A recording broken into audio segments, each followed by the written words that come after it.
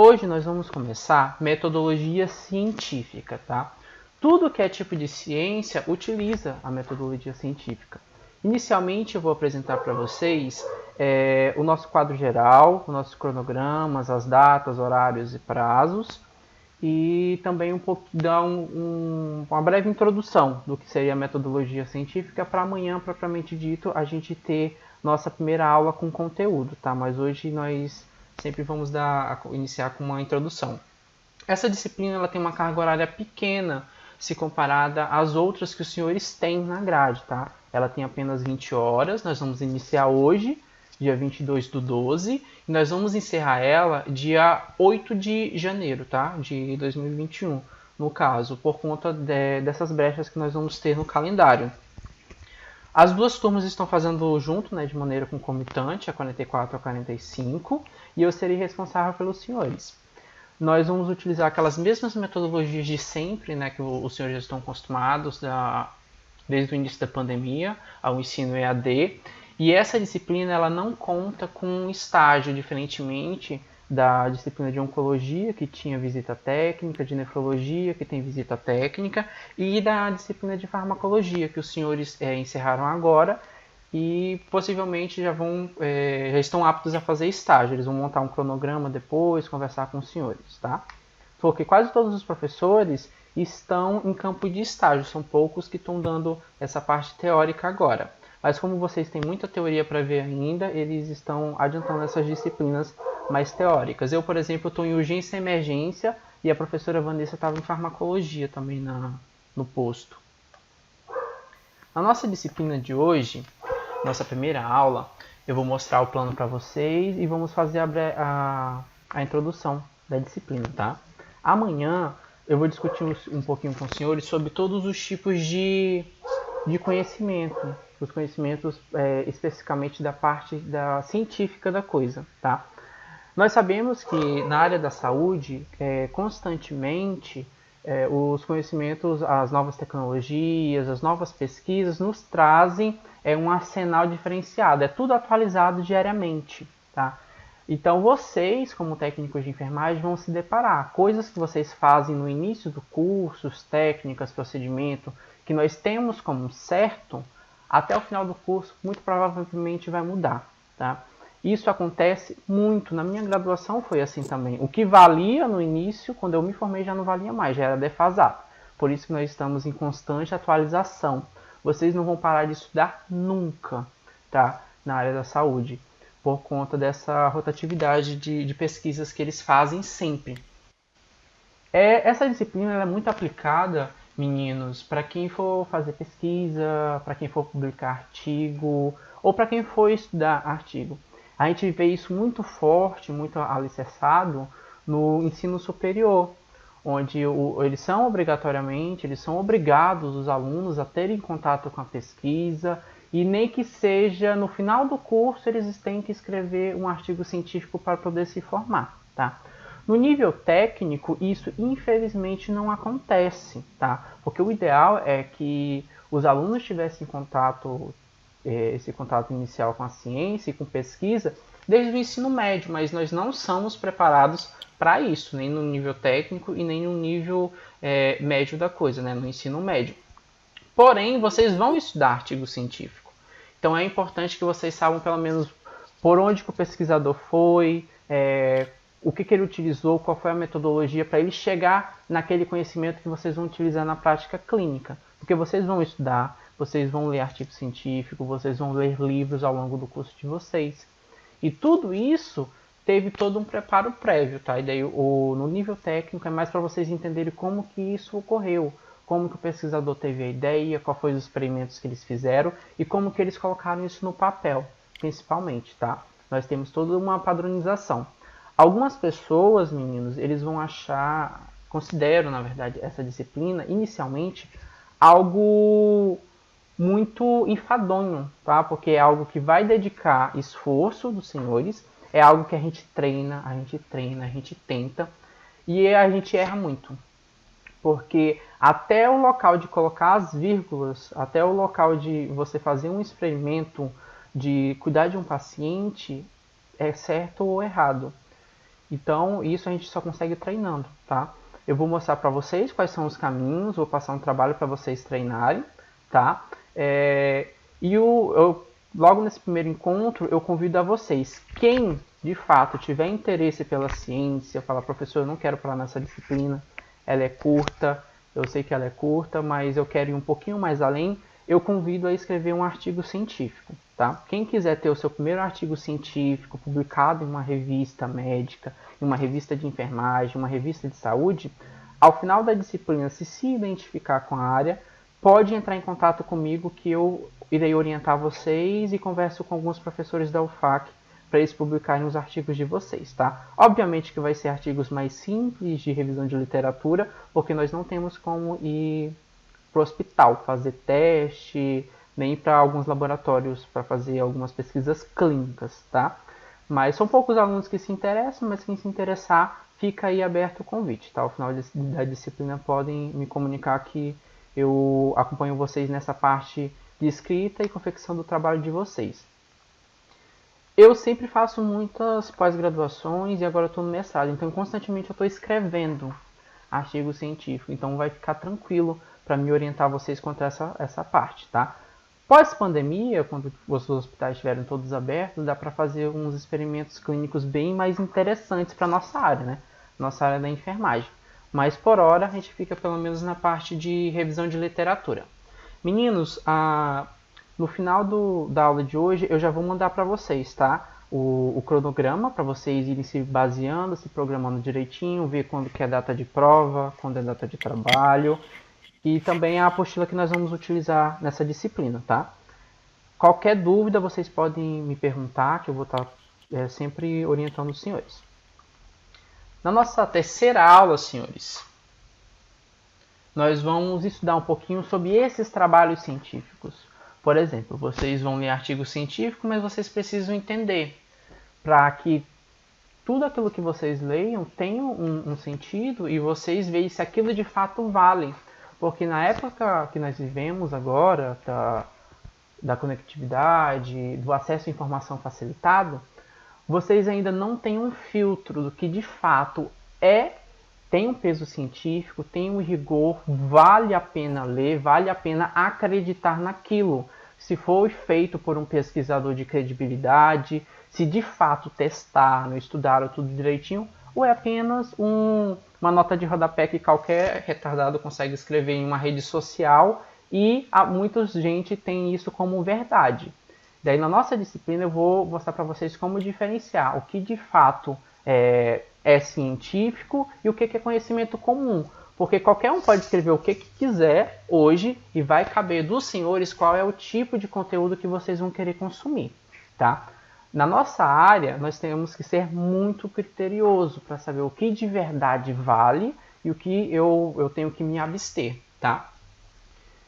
Principalmente nessa época da pandemia, que vocês viram que tudo gera polêmica, desde um estudo clínico de uma vacina até as constantes atualizações, tá, meninos?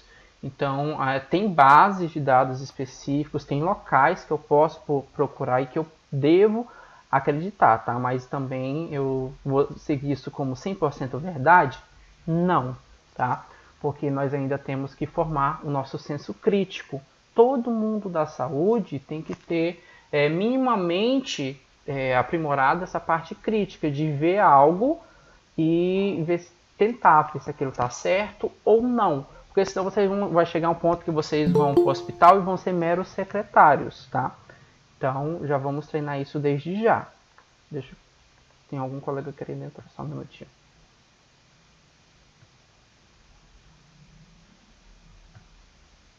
Vamos lá, amigos.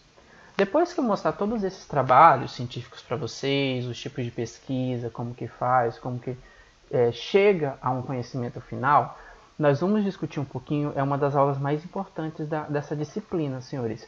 É sobre ética e bioética em pesquisas, principalmente na nossa área da saúde, que nós lidamos com seres humanos. Muitas vezes nós testamos materiais, nós utilizamos grupos de controle com seres humanos. Então tem todo um protocolo, isso não é feito de qualquer jeito. tá, meninos? Em alguns países, esses protocolos eles são um pouquinho mais brandos, o que permite o pesquisador ele testar e às vezes até abusar um pouco da pesquisa dele. A gente encontra muito isso em países mais da Ásia, que a ciência é um pouquinho mais liberada, tá? Aqui na América, a ciência ela é um pouquinho mais, não é nova, meninos, ela é um pouquinho mais atrasada, porque essas comissões de ética, elas barram muita coisa, tá? Muitas coisas eles vão para o lado da ética, outras coisas eles vão para o lado da bioética, e nós ainda temos, infelizmente, o empecilho da religião, tá? Muitas coisas são barradas, por exemplo, em testes clínicos, porque o país é governado por líderes religiosos, e às vezes eles não deixam, tá? Mas aqui nós vamos ver somente a parte científica da coisa, porque credo religioso, qualquer um tem o seu, e nós não devemos misturar aqui religião com ciência. Eu estou ensinando, quanto enfermeiro, vocês quanto futuro técnico de enfermagem, ciência, tá? A parte religiosa, nós temos disciplinas específicas que nós lidamos com isso, porque nós não devemos deixar em conta que devemos observar o nosso paciente, o futuro paciente de vocês, em todos os aspectos, de acordo com a Organização Mundial da Saúde, né? Aspectos físicos, psicossociais e até mesmo os aspectos religiosos. Mas nesse primeiro momento nós vamos nos pautar apenas na ciência. E nessas pesquisas com seres humanos, nós temos órgãos que regulamentam, que autorizam ou desautorizam essas pesquisas com base no projeto que o pesquisador manda antes de realizar o trabalho propriamente dito, tá? Que seria o CEP, que é a Comissão de Ética e Pesquisa, e o CONEP, que é a Comissão Nacional de Ética e Pesquisa, tá? Nós também vamos discutir um pouquinho sobre plágio, meninos, que está sendo o grande mal do século XXI. As pessoas leem e escrevem num papel como aquilo se fosse dela, tá? Plágio hoje está sendo passivo de crime, é como se fosse um crime, na verdade é um crime, passivo de penalização, tá? Inclusive em regime fechado, em prisão. Hoje é muito as pessoas elas não têm noção da gravidade que é fazer isso. Vocês leem, principalmente alunos, leem as coisas, escrevem no papel o famoso copia e cola como se fosse uma ideia sua. Você pode fazer isso? Pode, desde que você dê os devidos créditos a quem de verdade escreveu aquele pensamento, a quem de verdade fez aquela pesquisa, tá?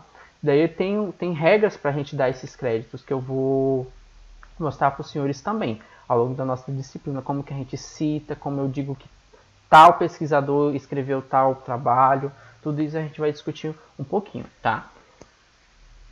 Daí no dia 30, já quase encerrando o ano, nossa penúltima aula, nós vamos ter um trabalho, tá, meninos? Dia 24 e dia 25 eu pulei no nosso cronograma, tá? Os senhores eles estão liberados. Ó. Do dia 23 nós vamos pro dia 28, porque dia 24 é véspera de Natal, 25 é o feriado e 26 e 27 é sábado e domingo, que os senhores não têm aula. Então, os senhores estão liberados, né, nessa faixa de tempo.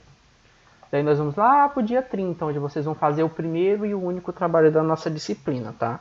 Que eu vou escolher um trabalho científico e eu vou pedir para vocês transformarem ele num outro formato. Eu posso pegar um artigo e pedir para vocês fazerem uma resenha, por exemplo. Mas daí eu vou explicar, já vou ter explicado para vocês o que é artigo, o que é resenha, como que se faz, para onde que vai, tudo direitinho, tá? Não se preocupem quanto a isso. O nosso trabalho, obrigatoriamente vocês são avaliados com 7 pontos de prova e 3 pontos de trabalho, como vocês estão acostumados desde o início das disciplinas, né?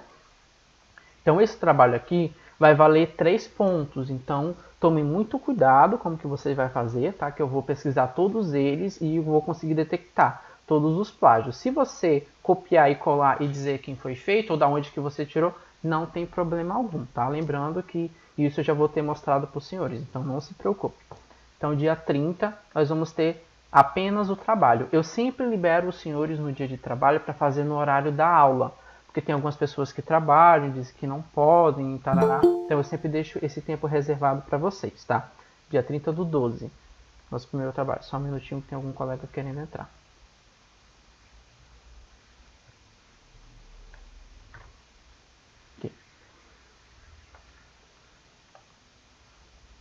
Lá no dia 4, então vocês vão ter o dia 31 e o dia 1º livres, e o dia 2 e 3, que é sábado e domingo também, tá? Vocês vão ter mais esse corte no calendário. Daí nós vamos retornar apenas dia 4 de janeiro, onde nós vamos começar a parte técnica da nossa disciplina, onde vocês têm muita dificuldade, tá? Existe um órgão no Brasil que nós chamamos de ABNT, que é a Associação Brasileira de Normas Técnicas, onde tem protocolo desde o tamanho da fonte que você vai colocar no seu trabalho, até como que tem que ser a capa, a folha de rosto, contracapa, como que você deve escrever, qual é o formato, tá? E isso demanda tempo, então eu dividi essa aula em duas partes, tá? A ABNT parte 1 e a ABNT parte 2, de tão complicadozinho que é, tá? Muitos detalhes nessa parte. E para finalizar a nossa disciplina, nós vamos ver um pouquinho dos passos essenciais para um projeto de pesquisa, que, como eu já disse para vocês, não é o pesquisador, por livre e espontânea vontade, ter vontade de pesquisar um tema e ir lá fazer seus experimentos e escrever o que ele achar. Tá? Tem que passar por vários comitês, tem que seguir uma norma padrão, no caso da ABNT. Daí a nossa última aula é como que ele de fato vai construir esse projeto antes de fazer a pesquisa. Mas para que tudo isso? Por que eu estou enchendo a cabeça dos senhores com esse monte de coisa de pesquisa, de padronização de trabalho? Para evitar algumas coisas, meninos. Por exemplo, quando eu vou fazer uma capa de trabalho, se eu utilizar as normas da ABNT, por exemplo, eu estou aqui no Acre, escrevo um trabalho, faço um artigo, e o meu orientador, que de fato meu orientador está em São Paulo, o orientador do mestrado está em São Paulo. Se eu escrever um artigo, ele escrever um artigo, as regras que nós vamos utilizar é as mesmas, tá? Porque todos nós vamos utilizar as normas vigentes do Brasil, que são as regras da ABNT. Então, nós evitamos esse tipo de coisa. Por exemplo, isso aqui vocês fazem muito no ensino fundamental. Uma capa de trabalho. Que rigor científico tem um negócio desse? O que vocês acham?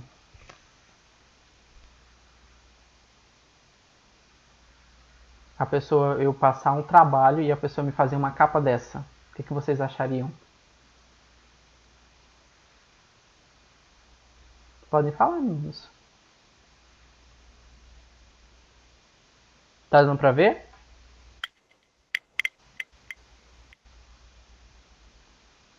Tem outro exemplo aqui. Por exemplo, a pessoa me colocar um meme numa capa de trabalho. O que vocês achariam?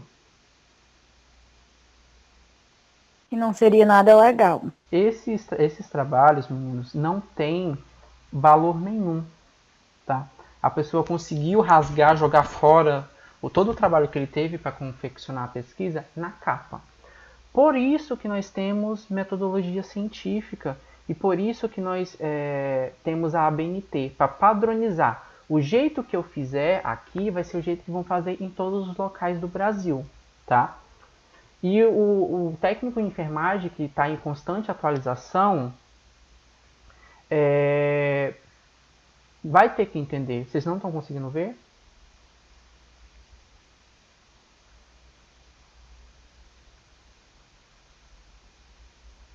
Não. Não. Então, com as regras que vocês vão aprender, meninos, aqui tem a apostila, tá? Que eu vou enviar para vocês também ao fim da nossa aula. Nós vamos conseguir padronizar tudo. O técnico de enfermagem vai ler um artigo científico e já vai saber qual é a parte que ele tem que ir direto. Porque às vezes vocês não vão ter tempo. Imagina no plantão ler um artigo científico de 50 páginas. Vocês não vão conseguir. Daí o que a gente faz? A gente vai na parte específica que interessa para vocês. Então já vai minimizar o tempo, vocês já vão aprender logo qual foi a atualização, tá? Geralmente os enfermeiros eles sempre fazem essas atualizações para os técnicos de enfermagem. E mesmo o enfermeiro que for fazer essa atualização para vocês no hospital, ele não pode utilizar da experiência dele e muito menos de achismo. Eu acho que se faz dessa maneira porque deu certo e eu sempre fiz assim. Tudo que nós fazemos é pautado na ciência, tá, meninos? Então, por isso que nós temos que utilizar muito a metodologia científica. Aqui na apostila de vocês, está elencado assim por pontos, basicamente. Está dando para todo mundo observar? Não conseguiu abrir? Apareceu para todo mundo? Perfeito. tá pontuado, meninos, algumas coisas do porquê vocês utilizarem metodologia científica, porque por menor que seja a carga horária, vocês têm que estudar isso, tá? E isso é dado geralmente sempre no início do curso, mas vocês tiveram disciplinas clínicas antes, não tem problema, tá? Todos os trabalhos de vocês daqui para frente, dessa disciplina para frente, vocês vão ter que utilizar normas da ABNT para fazer, tá? Principalmente se for trabalho digitado. Quando a gente faz escrito, manuscrito, geralmente são poucas regras que a gente consegue aplicar, mas digitado vocês vão ter que aplicar todas elas, tá? Daí, para vocês aplicarem, vocês têm que conhecer essas regras. Daí eu mostrarei para os senhores. Nós utilizamos muito metodologia científica para diferenciar ciência das demais formas de obtenção de conhecimento.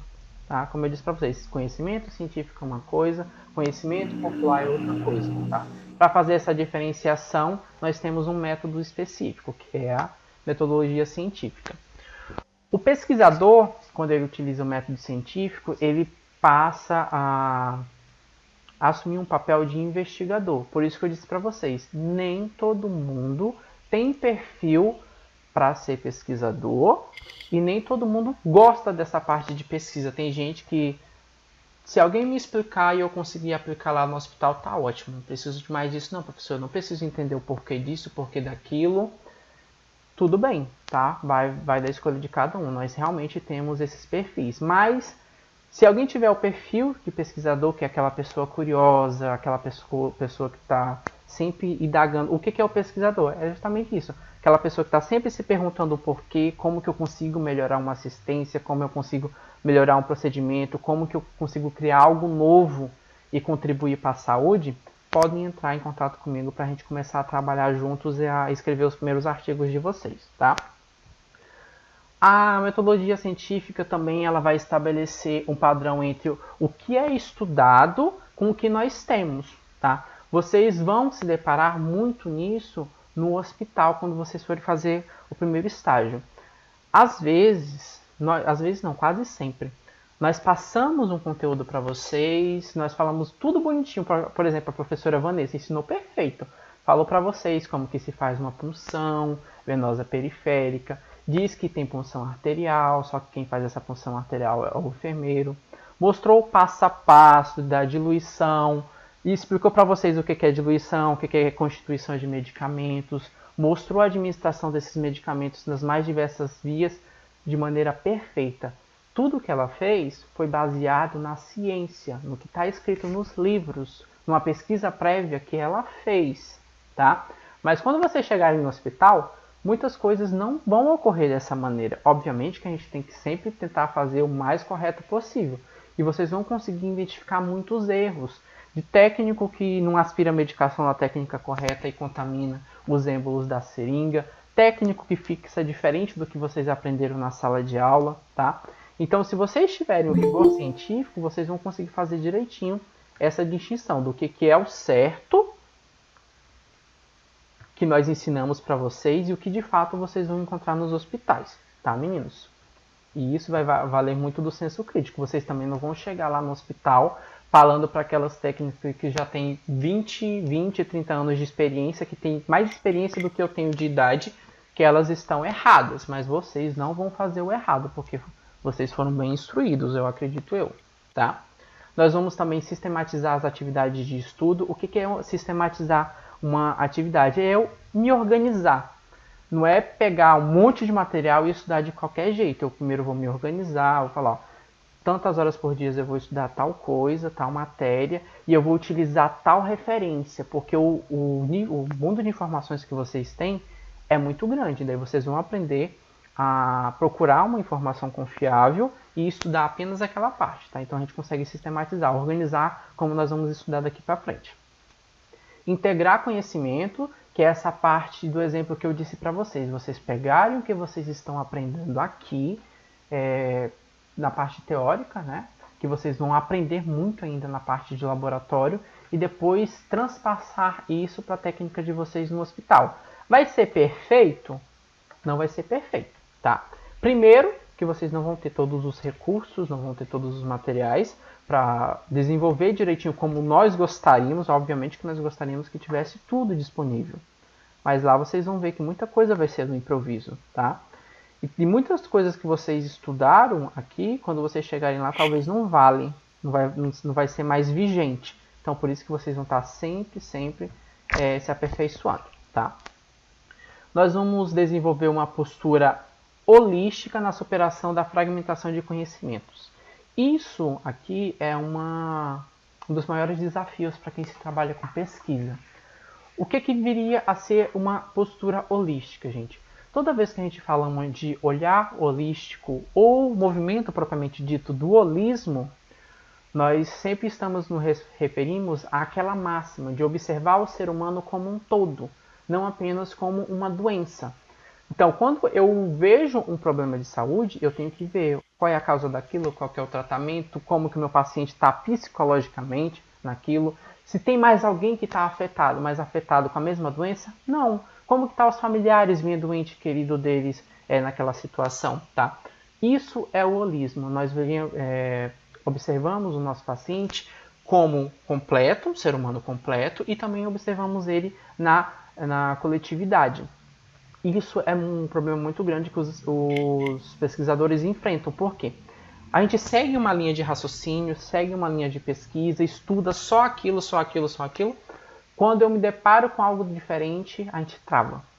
A gente não consegue fazer porque eu limitei, tá? Daí nós estamos tentando tirar essa visão dos novos cientistas, principalmente cientistas brasileiros. E por incrível que pareça, meninos, apesar da ciência brasileira ela não ser tão desenvolvida, obviamente, como os cientistas americanos, os cientistas europeus, nós temos exemplos de pessoas incríveis aqui que estão já sendo capturadas pelo exterior, porque aqui eles não têm incentivo, aqui eles não conseguem desenvolver as pesquisas dele, tá? Teve gente que já deu contribuição tão significativa que ficaram para a história da ciência, principalmente na parte da saúde. E muitas das vezes nós mesmos, e a maioria dos alunos, não sabem que é brasileiro, é sempre subestimado. Um exemplo clássico, por exemplo, meninos. Vocês já ouviram falar do medicamento Captopril? Que a gente utiliza para hipertensão? Não, na verdade vocês ouviram, né? Vocês estudaram farmacologia agora, um antihipertensivo. A professora Vanessa falou com vocês, não foi? Sobre os antihipertensivos? Sim ou não?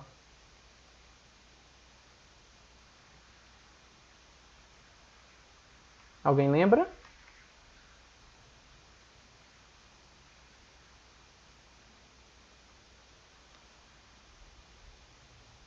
Podem falar, meninos, se vocês não lembrarem, não tem problema não.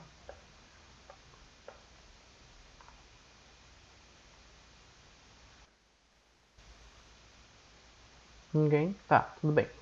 Então, meninos, Captopril é um medicamento antihipertensivo, da classe dos antihipertensivos, tá? Que é um medicamento sublingual que ele abaixa a pressão muito rápido, tá? Salvou milhares de vidas ao longo do mundo, tá? Ao redor do mundo. E ele foi invenção de um brasileiro. 90% das vacinas que nós temos hoje no mundo são de origem brasileira, tá? Nós temos institutos, por exemplo, da Fiocruz, do Butantan, que são responsáveis pela produção de quase 90% das vacinas que nós temos no mundo. E isso é uma carga muito significativa, que muitas vezes o próprio governo não enxerga a importância da pesquisa mesmo. Não se desenvolve um país sem educação e sem pesquisa. Obviamente que a gente precisa de saúde, mas para ter saúde nós temos que ter alguém ensinando, alguém pesquisando, alguém falando. Nós precisamos de segurança. Precisamos, mas tem pesquisas na área de segurança, tá? Então não se desenvolve uma nação sem pesquisa e sem ensino. As maiores potências mundiais já conseguiram identificar isso há muito tempo. Agora que o Brasil está tentando, e infelizmente nos últimos tempos nós tivemos um pouco de retrocesso, tá? E também, para encerrarmos, a nossa disciplina vai visar os senhores a desenvolverem o espírito crítico da coisa, de vocês avaliarem se aquilo está correto, condiz com a realidade, se está certo, se está errado, tá? Aqui, qual é o problema?